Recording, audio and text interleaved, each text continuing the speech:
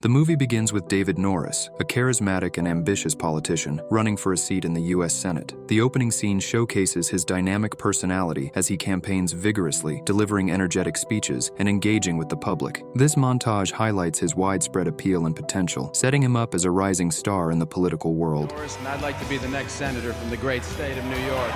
However, the mood shifts when news breaks of a youthful indiscretion that jeopardizes his campaign. This revelation occurs just before he is about to give his concession speech on election night. On election day, NBC News prematurely projected David's defeat before all votes were tallied. Seeking solitude, David retreated to a men's restroom. Inside, he was startled by noises from a stall occupied by Elise Sellis, who was hiding from security after crashing a wedding. They quickly clicked, and Elise found David's college prank amusing. I love that. See, that kind of candidate wouldn't even get elected to the student council. David mentioned he was somewhat relieved he didn't win, as it gave him personal time. Elise was skeptical, believing he thrived on being around people. They shared a passionate kiss, but were interrupted by David's campaign manager, Charlie, causing Elise to leave without exchanging contact details. David. Oh.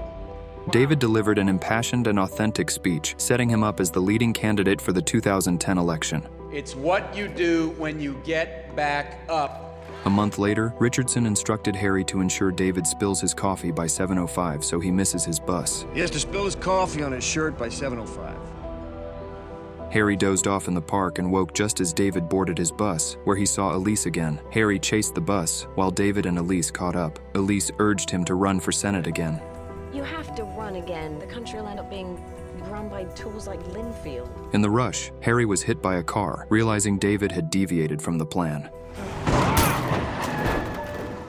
Amidst their reunion, Elise tossed David's ringing phone into his coffee, scribbled her number on a card, and he vowed to call her, feeling destined to reunite.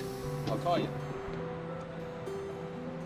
When David arrives at the RSR offices, he greets employees who seem oddly frozen in time. Entering the conference room, he finds Richardson with several men, one of whom is using a peculiar instrument on a motionless Charlie. Richardson then commands his men to apprehend David.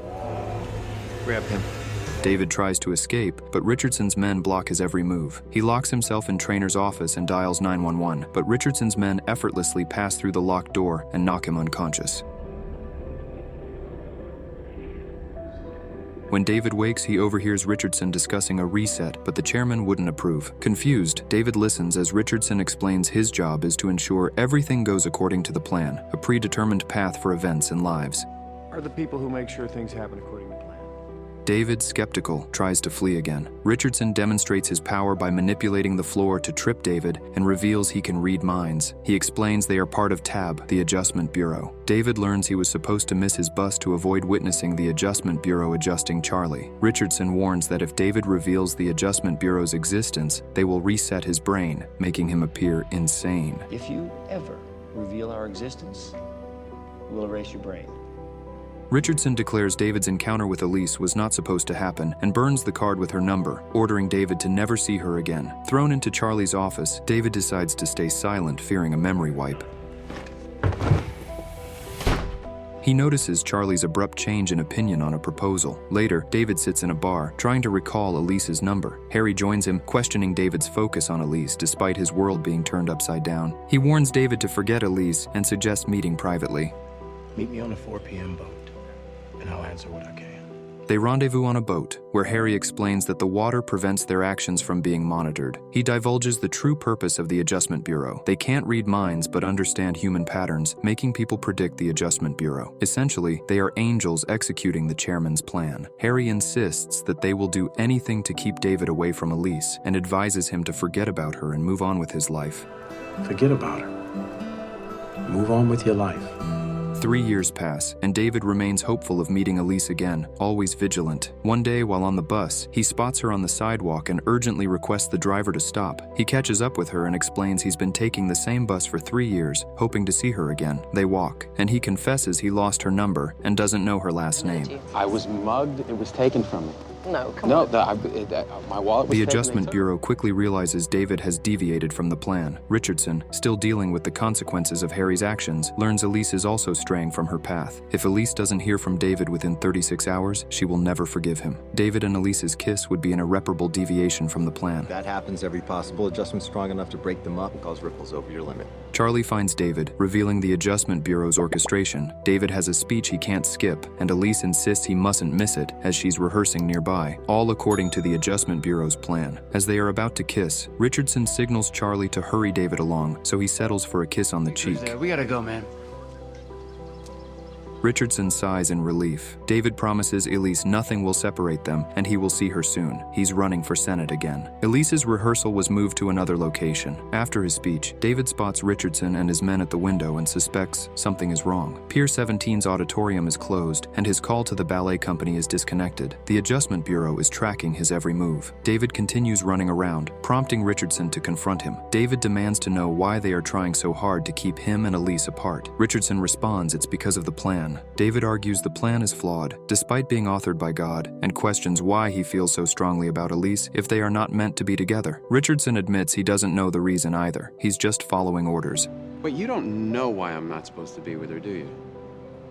Determined, David goes to a coffee shop where a patron informs him of the ballet company's new location. He tries to catch a cab but is unsuccessful as the Adjustment Bureau is hot on his heels. Refusing to give up, he chases down a cab, but it gets involved in an accident. The cop who arrives tries to detain David for questioning, but David realizes he's an agent. Finally, he manages to get a real cab, offering the driver $100 to break some traffic rules. This time, he successfully outsmarts the Adjustment Bureau and continues his pursuit of Elise.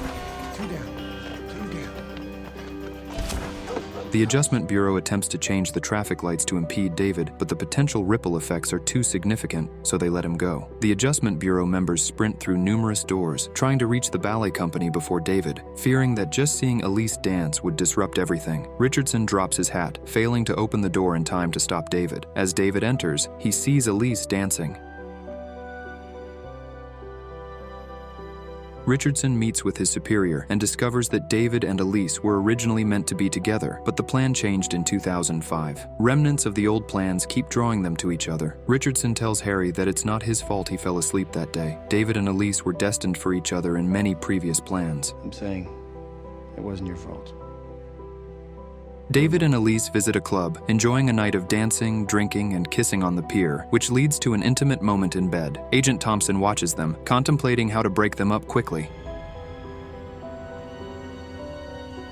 The next morning, Elise is puzzled when she receives 4 calls from her ex-boyfriend. David quickly deduces the situation and asks her about her ex, suggesting that he sounds great and wondering why she didn't marry him. Elise reveals she didn't marry her ex because of her love for David. They share a romantic conversation, and David, unwilling to let her out of his sight, takes her to an interview with him. During the interview, a man enters and gives Elise a message from David, saying it will be a while and that he will call her when he is done. However, the same man leads David to an empty warehouse, locking all the doors. After a while, Thompson greets David. David asks what happened to free will. Thompson explains that the last time people had free will was after the Roman Empire, leading to the Dark Ages for 5 centuries. When the Bureau stepped back in 1910, within 50 years, humanity brought World War I and II, the Great Depression, fascism, and the Holocaust. Seeing the chaos, the Bureau stepped in again to fix everything. You'd brought us World War I, the Depression, fascism. Thompson reveals that people only have the illusion of free will. David's encounter with Elise was orchestrated to inspire him for a speech, leading him to the next election. David is destined to become president, but this future is jeopardized if he stays with Elise. David rejects this fate, choosing Elise. Thompson opens the gates, allowing David to watch Elise's show.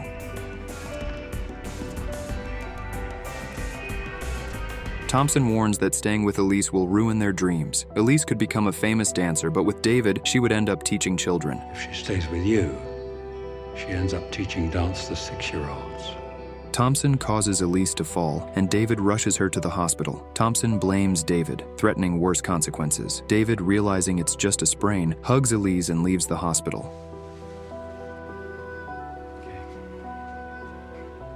Richardson informs Harry the situation is resolved, but Harry questions the plan. 11 months later, David leads in the polls. Charlie informs him that Elise is marrying her ex-boyfriend in a week. Harry arranges a meeting with David, revealing Thompson lied about Elise, bringing out David's reckless side. He explains that with Elise, David would no longer dream of reaching the White House. Harry sympathizes, revealing his family was sacrificed for David's success. Elise's wedding is the next day. Do you know where she's getting married? Determined to stop Elise's wedding, David asks Harry to teach him how to teleport through the doors. Harry instructs him to turn the doorknob clockwise and explains the doors are never locked when wearing a special hat. They practice and navigate through the doors. Harry warns David that once he starts, chaos will ensue and advises him to view anyone wearing a hat as a potential threat. And this has never been done before. So the minute you go through that first door, all hell will break loose. On the wedding day, Harry gives David his hat and wishes him luck. David makes a run for it, and Thompson is alerted, initiating a pursuit. David enters the DMV without locking the door, making it difficult for the Adjustment Bureau to track him because of the hat.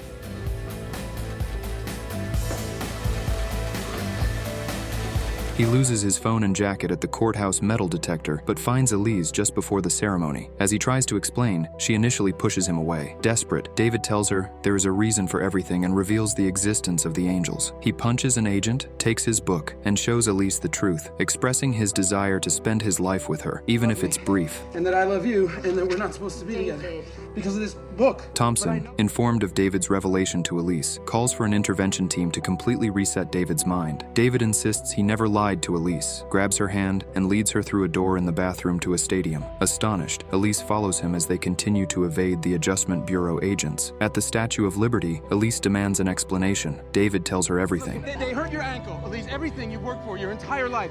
It doesn't happen if you stay with me. He explains the Adjustment Bureau's purpose and its control over human destiny. He shares how their love defies the predetermined plans, causing the Bureau to intervene constantly. David gives Elise a choice: walk out the door alone and never see him again, or come with him. He tells her that ever since he met her, he hasn't stopped thinking about her. Without hesitation, Elise follows David. Coming with you. They turn the doorknob counterclockwise and find themselves in the main base of the Adjustment Bureau. The Adjustment Bureau quickly notices their presence, and they start running up what seems like an endless flight of stairs. Meanwhile, Harry is summoned to the chairman's office. David and Elise finally reach the rooftop, with the intervention team hot on their heels, trapping them. They confess their love for each other and share a long, passionate kiss, as if it might be their last. When they open their eyes, the intervention team is gone. Thompson approaches, telling them that their attempt to reach the chairman was in vain. Did you really think you could reach the chairman and change your fate if you did? Just then, Harry arrives and hands Thompson a message. After reading it, Thompson nods in understanding and leaves. Harry explains to David and Elise that their love and willingness to risk everything for each other inspired the chairman, who decided to rewrite the plan to address the serious discrepancy. Now, they can take the stairs and walk away freely. You can take the stairs. Harry explains that free will is a gift that one doesn't know how to use until one fights for it. Perhaps, he muses, that is the chairman's real plan, that one day he will no longer write the plan and it will be up to them. The movie concludes as David and Elise, finally free, embrace each other, ready to face their future together without the constraints of the Adjustment Bureau.